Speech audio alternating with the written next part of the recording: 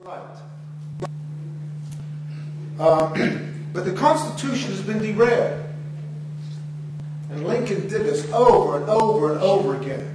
It wasn't an original idea with him. Most of his ideas and even most of his speeches were pilfered from other sources.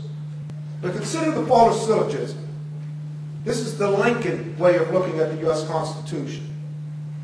The Constitution confirms that all men are created equal.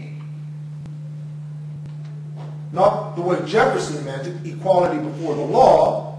American subjects to the crown are equal to British subjects, but equal in the absolute sense. All men are created equal. The second, there is inequality in the United States. So if all men are created equal, but yet there's inequality, we have a problem. So thirdly, the conclusion, because now the Constitution has been misconstrued and made part of the U.S. Constitution, inequality is unconstitutional. How do you resolve inequality? You take over the schools, you have redistribution programs, and the government takes charge. That's its constitutional mandate. It's a trick. Contrast this with James Madison's axiomatic constitutional principle regarding the first object of government. He's talking about the United States government. This is its first primary responsibility. The diversity in the faculties of men. In other words, men are unequal in their abilities and talents, from which the rights of property originate, is not less an insuperable obstacle to a uniformity of interest. You cannot have uniformity of interest in the political arena when people are unequal pursuing their interest, because they're going to have different demands on the political system. And then he writes, the protection of these faculties is the first object of government. The first responsibility of government is to protect the inherent inequalities among people. Not inequality before the law, but this is based upon natural law and the natural order of things. We all know that people are not equal. We all have different talents, different abilities, and there's nothing wrong with that. In our country, there's not a hierarchy. It's not, you're not assigned a class based upon the accident of birth. You rise or fall in our socio-economic system based upon your abilities in a free society. If you take away a free society, liberty, and government's the one assigning your rank and place in society, that's tyranny.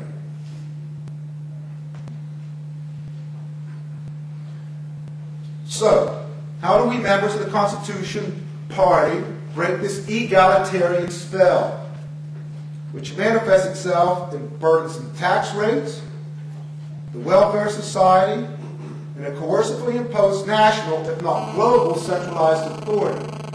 The reason why they don't enforce the immigration laws is because they don't look at us as American citizens per se. They look at the human family. All men are created equal. All. Around the world. So if there's inequality of condition, government, even if it has to be global government, has a mandate to straighten it out.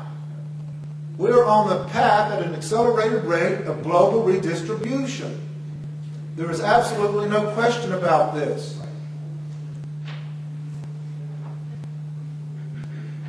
A recovery of American federalism as stipulated by the original constitutional framework is the only viable option. And, like a lifeboat on the Titanic, if the ship's going down, the states are our last recourse to save our liberties and our constitutional rights.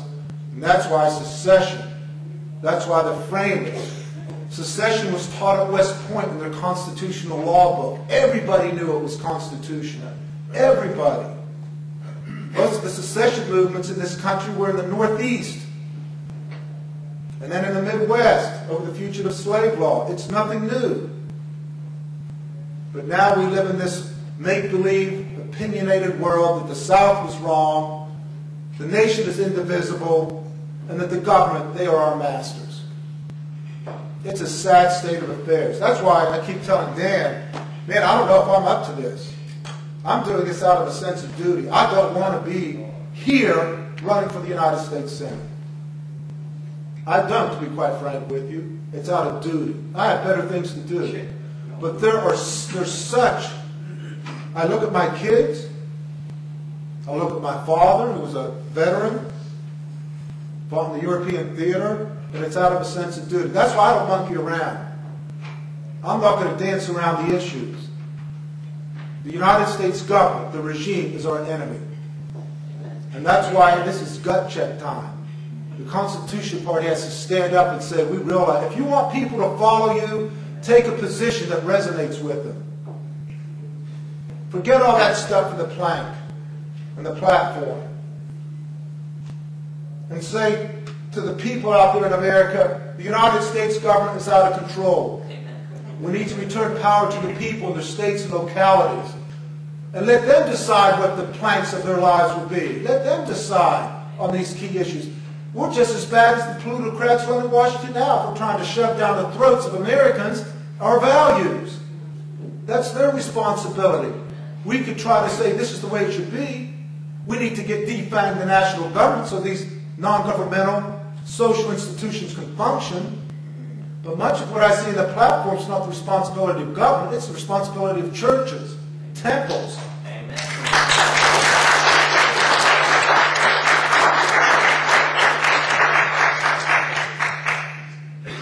And that's where I think the Constitution Party needs a wake-up call.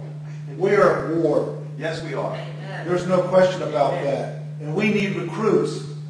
And there are good people out there that are scared. But if we tell them, listen, America, cover your dignity. You have the right to be self-governing. You have the right to your property. There's so much coming down the road, it's just mind-boggling. This is probably one of the worst tyrannies. And I'm a student of history that I have ever imagined. Because it is Machiavellian. What it has done, it has enslaved the people by taking care, presumably, of their animalistic instincts. It's the life of the herd, and they are our shepherds. Now, so in closing, and then I'm going to open up to if you have questions or comments. I'm sure nobody has a question, so this will be rather brief.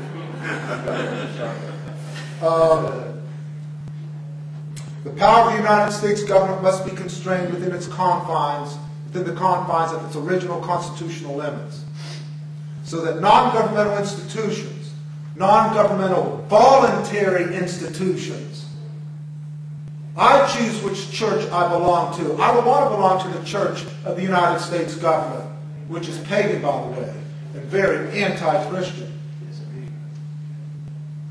So that these non-governmental voluntary institutions can be free to function in a free and open society. We must focus our efforts on process, not policies. Process. You won't find policies in the U.S. Constitution, with the exception of Article 1, Sections 9 and 10. There are certain things they said the states and the national government cannot do, like impairing the obligation of contracts between debtors and creditors.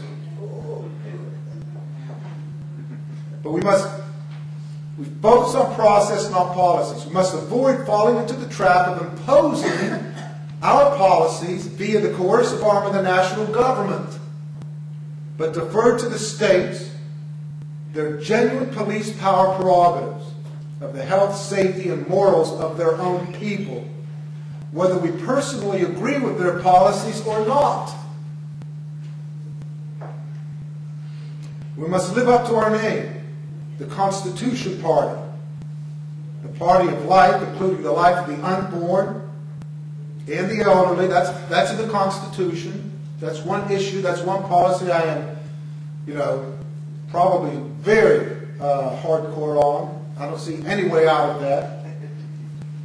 But focus on liberty, property, and the individual's pursuit of happiness as he or she defines it, without governmental interference or government support.